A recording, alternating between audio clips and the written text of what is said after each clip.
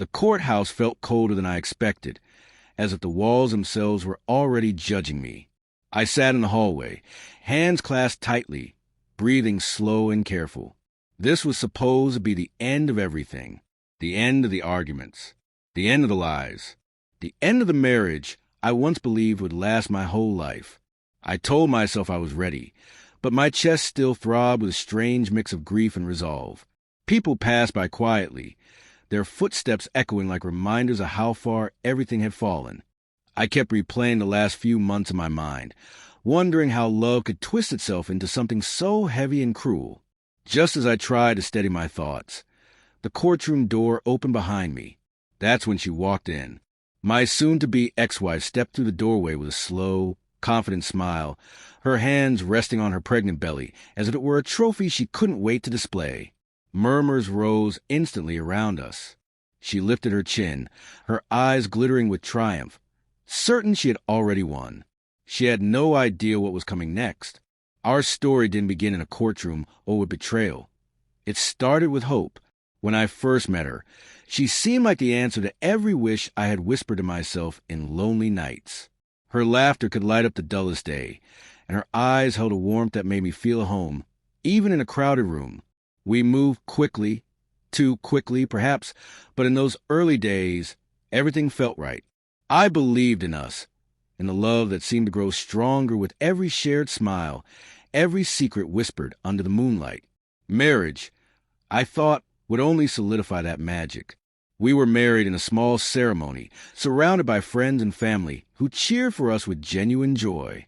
The vows felt eternal, and I held on to them as if they were shields against the world's inevitable storms. For a while it was perfect, or at least, that's how I convinced myself. But life has a way of revealing cracks beneath the surface. At first, they were subtle. Missed calls, unexplained errands, or a sudden change in her mood. I brushed them off, telling myself I was overthinking, that perhaps I was too controlling or insecure. Love, after all, is supposed to withstand tests, isn't it? Yet the small doubts began to grow into a persistent unease. I noticed the glances she shared with other men, the hushed whispers on her phone, the way she would avoid my eyes during our conversations. Each day, the warmth I once knew seemed to retreat a little further, leaving behind coldness I could not ignore. I confronted her several times, each discussion ending in tears, promises, and hollow reassurances. By the time we reached our 4th year of marriage, the reality was undeniable. The woman I had loved with my whole heart had changed, or perhaps I had been blind from the very beginning. The betrayal was not sudden. It was a slow erosion of trust that left me questioning everything I thought I knew about us. What I didn't realize at the time was that the most shocking revelation, the one that would eventually bring us to a courtroom, was yet to come. I never imagined a day would come when my heart would feel like it was being ripped from my chest, piece by piece. At first, the signs were subtle. She'd come home late, excuse after excuse, and I found myself silently hoping my instincts were wrong. But deep down, I knew something had shifted, something irreparably. It all became painfully clear one evening. I had stayed late at work, exhausted from weeks of tension, and returned home to a quiet house. The silence should have been comforting, but instead, it pressed down on me like a warning. Her phone vibrated on the kitchen counter, and without thinking, I picked it up. My fingers trembled as I unlocked the screen. There, in messages that glowed harshly in the dim light, was the proof I'd feared, the words, the intimacy, the laughter she shared with another man. I couldn't breathe.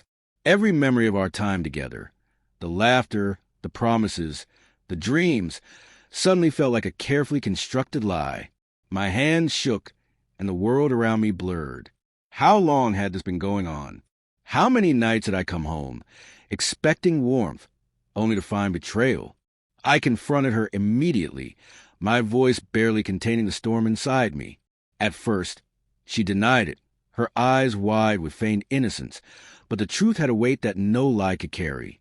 Eventually, the admissions came, dripping slowly, cruelly like venom into my veins. She had been seeing him for months, lying every single day. The person I had trusted above all else, the one I had shared my life, my dreams, and my deepest fears with, had been living a double life right under my nose. The discovery didn't just break me. It shattered everything I thought I knew about love, trust, and myself. Nights were spent staring at the ceiling, replaying moments in my mind, questioning my judgment, wondering how I could have been so blind. Days were consumed with anger, grief, and a crushing sense of humiliation. My home, once a sanctuary, now felt like a cage built from lies. By the time I decided to pursue a divorce, the weight of betrayal had become unbearable. Yet, even in that despair, there was a small spark, a determination that this chapter of my life would not end with her victory. I was going to face the truth, and take control of a life that had been threatened by deceit. The day of the divorce hearing arrived like a storm I could not escape. My stomach was a knot of nerves and anticipation, each step toward the courthouse echoing in my mind. I had prepared myself for confrontation, for the bitter words and the cold formalities, but nothing could prepare me for what I saw when the doors swung open. She walked in with a confidence I hadn't seen in months. The air around her seemed to shimmer with triumph, and then I saw it, the unmistakable curve of her stomach. She was visibly pregnant. A cruel smile played on her lips, as though she believed this revelation would humiliate me, tip the scales of sympathy entirely in her favor. I froze, the room narrowing to the sight of her smug expression, and the life growing inside her, a life that was not mine. Time seemed to slow. My mind raced through a whirlwind of emotions, shock, anger, betrayal, and a strange, bitter ache of loss. How could she do this? How could she stand there, so poised and proud? After everything, I felt the weight of the moment pressing down, the judgmental eyes of the room like arrows aimed at my chest. But beneath the shock, something else began to stir, a calm, sharp clarity.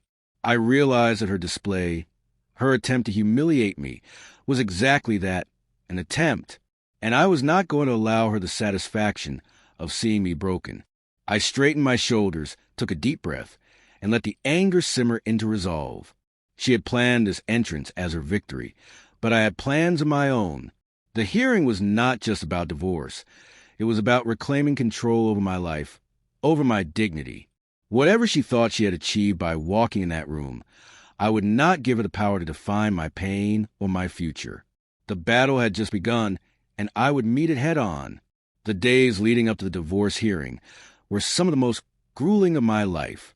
Each night, I wrestled with a storm of emotions, anger, betrayal, sorrow, and an undercurrent of fear. I knew this wasn't just a legal battle. It was a confrontation with the woman I had once loved, a reckoning with everything we had built and broken. I spent hours gathering evidence, reviewing messages, financial records, and moments that could no longer be ignored. Every piece of proof was a sharp reminder of her betrayal, yet also a shield, something tangible to stand behind when the moment of truth arrived. I rehearsed what I would say, the tone I would take, and how I would maintain composure despite the emotional pressure I knew she would exert. Beyond the documents, I prepared myself mentally. I reminded myself that her pregnancy, her confident smile, and her attempts to sway the courtroom with sympathy were tactics designed to destabilize me. I would not allow them to succeed. I needed to separate the emotion from the strategy, to step into that courtroom with a clear mind and unwavering resolve. Physically, I made sure to take care of myself, too. I slept as much as possible, ate steadily, and even practiced deep breathing to manage the tension that threatened to consume me. I knew that appearing strong, calm, and unshakable could be as important as any legal argument I presented. By the night before the hearing, exhaustion and anxiety had merged into a single, focused determination. I realized that this hearing was more than a formality. It was the first step toward reclaiming my life from betrayal, a chance to assert my dignity, and a declaration that I would not be manipulated or humiliated. Whatever came through the courthouse doors, I would face it head on, with the full weight of truth on my side. The courthouse corridor was quiet, save for the distant echo of footsteps and the low murmur of conversations spilling from nearby rooms. My heart pounded like a drum in my chest, each beat reminding me that the moment I had dreaded and prepared for was finally here. I entered the courtroom with measured steps, trying to steady my breathing and keep the storm of emotions at bay. The judge's bench loomed ahead, papers stacked neatly, the gavel poised like a silent sentinel. I had rehearsed this moment endlessly in my mind, imagining her reaction, imagining my own words, imagining 1,000 ways the scene could unfold. And then the doors opened. She walked in. My stomach twisted, as if someone had slammed it from behind. Her posture was flawless, her smile carefully calculated, and the curve of her pregnancy impossible to ignore. She moved with the confidence of someone who believed the world was hers, that every eye was on her triumph. Time seemed to distort. The courtroom, once familiar and procedural, became a stage, and she the actress playing the lead in a drama I had not auditioned for. The whispers of spectators brushed past me, a mixture of curiosity and judgment, but I forced myself to focus. My eyes met hers for a fleeting moment, and I could feel the silent challenge in that glance. I've won. Are you broken yet? I took a deep breath, straightened my shoulders, and reminded myself why I was here. This was not the moment to crumble. Every ounce of pain, betrayal, and humiliation had been meticulously transformed into resolve.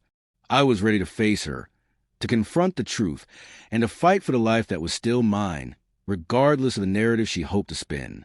As the proceedings began, I could feel her eyes on me, sharp, calculating, and filled with that cruel satisfaction only betrayal can breed. Every word she spoke, every gesture she made, seemed designed to chip away at my composure. She leaned forward ever so slightly, her growing belly visible to everyone, a silent proclamation that she believed she held the upper hand. Her attorney, subtly and skillfully, highlighted her condition, weaving into arguments that suggested sympathy and moral leverage. I could hear the murmurs in the courtroom, the shifting of seats, the sympathetic glances she aimed to collect. Each word, each glance, was meant to humiliate me, to make me feel powerless in a place where I had once believed truth and justice would prevail. But as I listened, a strange clarity settled over me. Her attempt at manipulation, so calculated and cruel, revealed not strength but desperation. The confidence she displayed, the smile she thought would wound me, was hollow. It was a mask, and behind it lay fear, insecurity, and the knowledge that her actions had consequences she could not escape. I felt the anger rise, but this time I harnessed it. I straightened my back, met her gaze without flinching, and allowed the silence to speak for me. I did not react with venom or tears. I reacted with control, with dignity, and with a quiet strength that cut deeper than any word she could muster. In that moment, the courtroom became less a battlefield and more a mirror. Her attempts to humiliate me reflected only her own insecurities, while my calm resolve began to shift the balance. I realized that this confrontation, which she had believed would break me, was becoming the stage where I reclaimed my power, step by deliberate step. As her smug smile stretched across the courtroom, I felt a momentary sting, but it was fleeting. I had spent months preparing for this day, not just with documents and evidence, but with something far more powerful, clarity. While she believed her pregnancy was a trump card, I had quietly assembled my own arsenal, a collection of truths she could not manipulate, a strategy that would shift the courtroom's focus from pity for her to the undeniable reality of her betrayal. I waited for the right moment, letting her bask in what she thought was victory. Then, when the judge asked for statements, I rose with deliberate calm, letting my composure speak before a single word left my mouth. I recounted the timeline of her deceit, her repeated lies, and the emotional manipulation she had wielded like a weapon. Every word was precise, backed by proof, and delivered without a tremor in my voice. The courtroom shifted. Whispers faded into silence. Her confident posture faltered as my statements landed like sharp stones, each one chipping away at the image of control she had tried to project. Her lawyer attempted to redirect attention, but the dam had broken. The truth was flowing freely, unstoppable. Then came the final twist. I revealed the part she had not expected. I had discovered that the man involved was already married, and her actions had endangered not only our lives but the fragile stability of his. The courtroom absorbed the revelation like a shockwave. The sympathy she had banked on evaporated, replaced by disbelief and judgment. She had walked in expecting to humiliate me, to gain advantage, and instead, her own recklessness and deceit were exposed for all to see.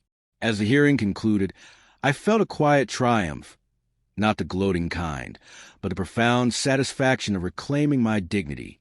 She had entered with confidence, hoping to break me, Yet it was I who left the courtroom with control over my narrative. My other plans had worked, not through anger or vengeance, but through patience, preparation, and an unshakable commitment to the truth. In that moment, I realized something vital. No act of betrayal, no display of cruelty could take away my self-respect unless I allowed it. The tables had turned, and for the first time in months, I felt free. The moment I delivered the evidence, I watched the carefully constructed fortress of her confidence crumble.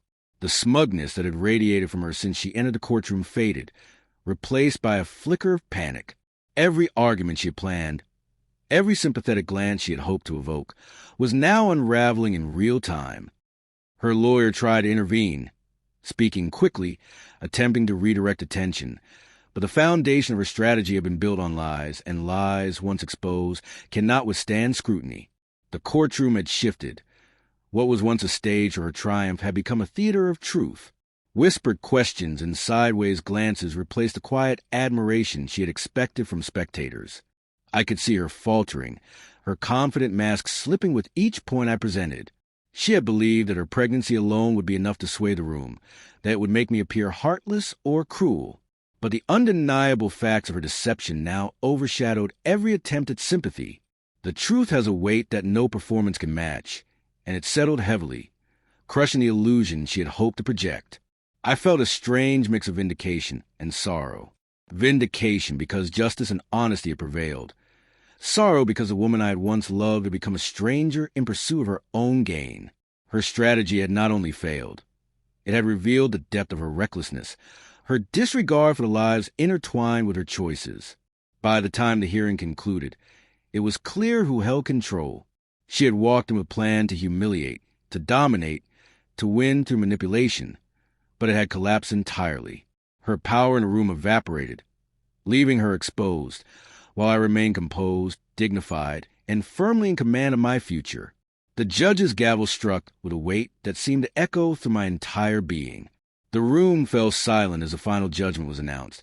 I felt a mix of relief, vindication, and quiet triumph wash over me. Every detail of her betrayal, every carefully documented lie, had been acknowledged, and the court recognized the truth that I fought so hard to present. She sat there, her smile gone, replaced by a hollow uncertainty. The pregnancy she had wielded as a weapon held no sway over the outcome.